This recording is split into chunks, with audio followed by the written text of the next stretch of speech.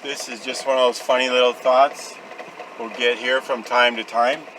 And before I get to that, I thought, well, maybe that's what you all should think about this as. Comedy channel. Yeah, we're comedians doing a bit, doing a gag. Maybe then people won't get so offended. Don't think of it as theology. And God forbid that we should do theology. But to be serious, we're talking about the person of our God. No reason why there shouldn't be humor though involved, and this might be humorous to you or not, but it was something I struggled with before I came to believe in God, was the notion that we are all evil. We are born evil. I know the polite way to say it is we are born fallen. We have a sin nature, and I was taught that people are basically good. That's the way I was raised, to believe that. And it just, as a matter of observing things over my life, I came to realize that's not the case. And I understand people still say that. I'm not sure all the explanations they'll give, like, oh, it's the environment that makes little kids do those things.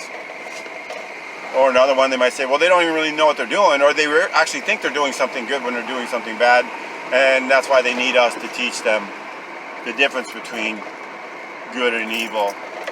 But just looking at all the evil in the world, there's no way our default is good. Clearly our default is evil, and I go back to that example of little kids because they do evil without thinking things like, I will now do evil. No, they just do what they naturally, quote unquote, want to do. They want to do things because they want to do them, as do we all.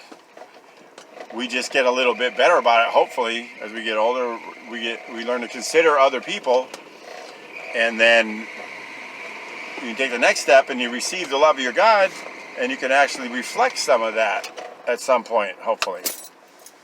But that is my proof or one of the many proofs, I believe, to indicate that we are born fallen and, yes, evil, because kids by default just do those things, and we still look at them as innocent because we know their intentions aren't, let me do this evil thing. It's just the way they are, and we love them and we protect them and we try to teach them, but their default is not to do only good.